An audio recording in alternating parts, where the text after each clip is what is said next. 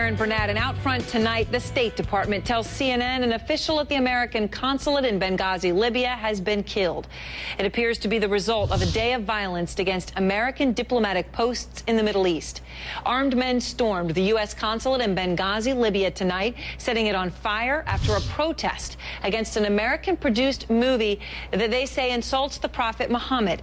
Now, this comes just hours after Egyptian protesters scaled the walls of the American embassy in Cairo and tore down the American flag. The protesters tried to raise a black flag with the words, "There is no God but Allah, and Muhammad is his messenger." CNN's Jumana Karache is in Tripoli and has been in touch with eyewitnesses in Benghazi, and she joins me on the phone now. Ian Lee is in Cairo tonight with the latest on the situation there and what violence the video has provoked. I want to start with you, Jumana, though. What is the very latest that you have heard from on the ground in Benghazi?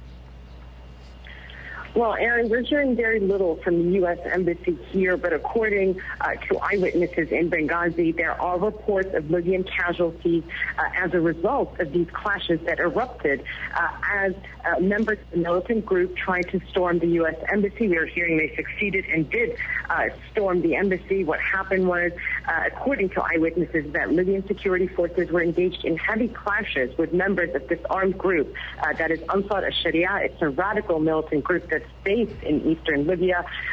They also fired rocket-propelled grenades at the U.S. consulate building. Libyan army troops were deployed. The roads to the consulate were blocked by military vehicles. Now, we have conflicting reports on what the situation is there right now. Libyan government official was telling CNN that the building was being secured by Libyan forces, but according to this eyewitness, members of the armed group had taken over the consulate building and were celebrating and looting the consulate. Libyans have issued condemnation. Libyan officials we have spoken to have done the same. But, Aaron, there are also calls on some social media sites for more protests in Benghazi and here in Tripoli. And, Jumana, I want to get back to you in a moment, but let me bring in Ian Lee now. Ian, can you tell me what the latest is in Cairo, and what specifically was it about this movie that sparked this sudden and very violent these attacks on the U.S. diplomatic posts? Well, Aaron, the situation right now at the U.S. Embassy is that the protesters are staging a sit-in. There are hundreds still out there milling around saying they're going to spend the night. There's calls for more protests tomorrow. But what is specifically offensive about this film is many things, actually, Aaron. There's numerous things that Muslims would find offensive. Namely, the movie calls the Prophet Muhammad gay. He calls him a womanizer, calls him a molester of children.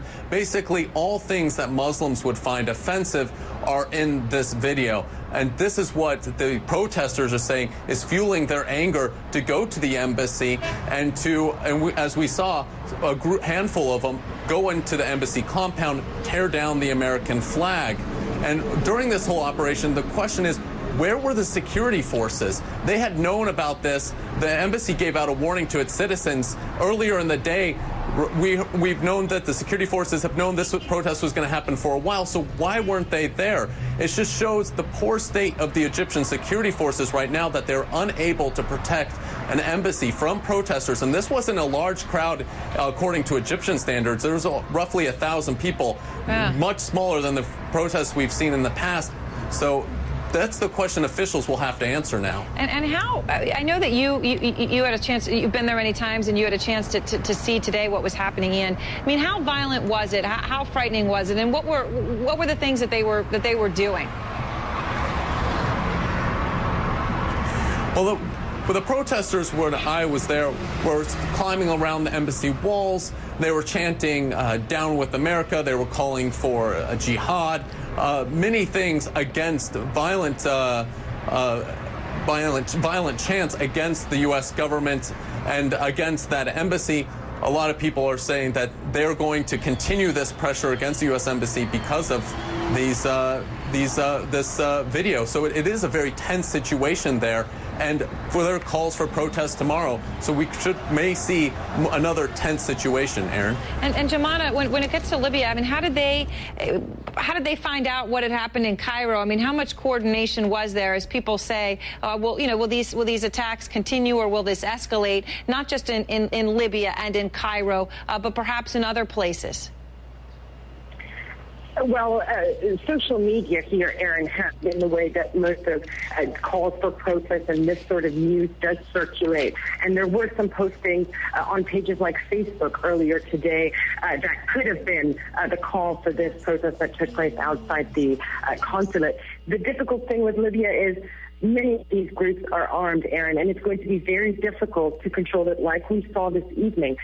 One government official I spoke to said the Libyan government is unable to protect itself sometimes from armed groups and attacks like these.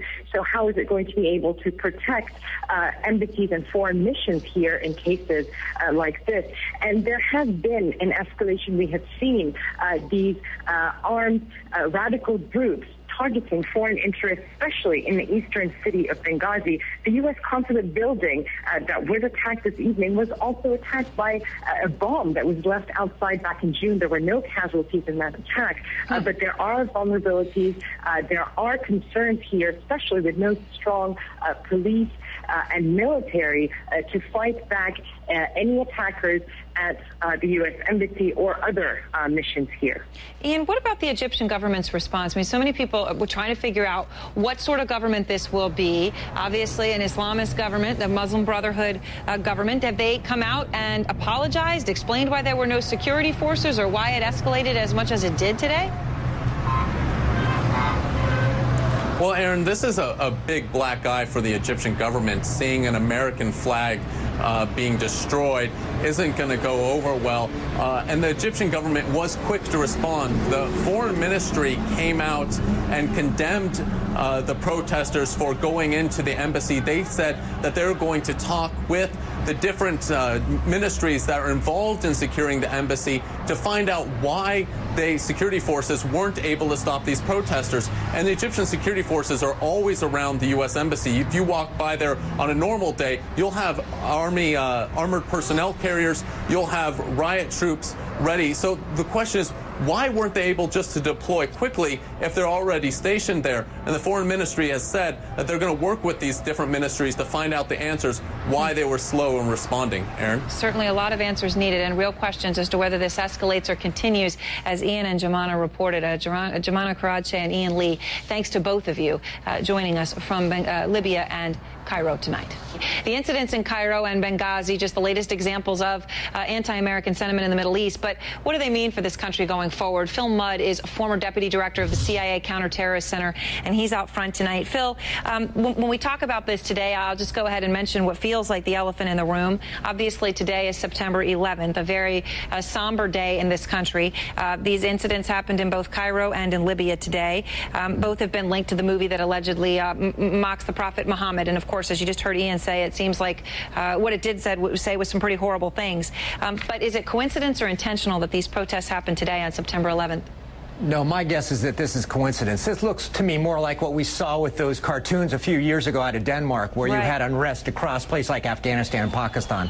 I think the coincidence of the date is just that, coincidence. All right, let me bring in Ed Hussein as well into this conversation, Senior Fellow of Middle Eastern Studies at the Council on Foreign Relations. And Ed, thanks for taking the time to be with us as well. What does this mean for the United States? I mean, obviously tension is high, but what is the significance of this happening in two places on the same day against the U.S.? Well, I think I'm in agreement with Phil. This is not a coincidence. This is by design. But I think several things stand out. One, that the narrative that the Arab Spring was all led by liberal secularists and somehow the Middle East is now warm and friendly towards America and American ideals. That narrative no longer holds true, if it ever did. Right. There are people on the fringes who are able to impact the center of political debate with this kind of outrageous activity. And now, what they will turn around and say to you, the Prophet Muhammad is a red light, Islam is a red light, don't cross that. What they fail to understand is this is not the actions of the United States government. They can't distinguish between free citizens in a free country doing whatever they wish to please, and the government of the country, in this case the US, is irresponsible and innocent of anything that happens. But this is, this is part of the problem in the Middle East, that they can't distinguish between independent citizens and the role of the governments. That's part of the legacy of living under a dictatorship for so many years. But Phil, I'm wondering, I mean, why were there, I mean, is this just disorganization or looking the other way because the American embassy was involved? I mean, why were there not more Egyptian security forces there to prevent them scaling the walls and burning the American flag? My guess is that they have a plan to respond to this, but they're just not as efficient as we might expect in the West. I mean, as somebody mentioned earlier, you've had attacks on different embassies across Cairo over the past months. The security services have gone through great disarray since the change in government, so they might not have been prepared for this. I'm guessing it also happened very quickly. Right. It seems certainly from what Ian was reporting that was the case. But, Ed, what about what a lot of Americans may ask as a result of this, which is until America really understands who's in charge and what they stand for, given the question marks in Cairo, also in Libya, how does the U.S. go ahead giving $1.5 billion in military aid every year to Egypt? Most of that is military aid. I think one of the main important reasons here that the relations between the Egyptian government, the current government under Mohamed Morsi, and the White House and the State Department and the Congress is in good shape is partly to do with that aid. I don't think immediately the question of aid should be put on the table. It's a tiny proportion of the U.S. annual budget that goes out to Egypt. For that, we get returns, and those returns include, a peace treaty with Israel, better influence over the region, a president that's been friendly towards the U.S., potential trade deals. So for that billion, I think you really think we get all that from it? I mean, when they were attacking the Israeli embassy recently, and now crowds attacking the American, I mean, we get goodwill from it? Well, those are headlines, but the reality on the ground is the peace deal with Israel still stands, and the Morsi government has gone after terrorists in the Sinai. I mean, that's unprecedented. For an Islamist president to go after al-Qaeda terrorists in Egypt, I mean, that's worth something. I don't think we should throw the baby out with the bathwater because a few extremists have burnt a flag. That's exactly what they want, and we should not succumb to that pressure from the fringes. Phil, what direction is this going, though? When you see the headlines, and I understand, Ed, distinguishing between the two, obviously on the ground and in Cairo, as we've all experienced, there are plenty of wonderful moments as well. But where is this heading towards? I think this is heading in a direction that's pretty simple to follow if you look at polling data. Look, like through the rest of the Middle East, you've got fewer than 20% of Egyptians who have a positive view of the United States. And just about 10% of them think that American cultural representation in a place like Cairo is a good thing. So in the midst of that backdrop, you throw a match on this tinderbox in the form of this video, and unsurprisingly, people who've seen the Abu Ghraib videos, they've seen reports that we burn Korans in Afghanistan, decide we don't like America, we're going to go storm the embassy. So over the long term, we've got a lot of space to make up in terms of people who don't think America represents what we think it represents. Right. Until those people have jobs and livelihoods of their own, it's hard to break that cycle. Well, thanks so much to both of you. We appreciate it. And ahead, Bill Clinton is on the campaign trail tonight for president.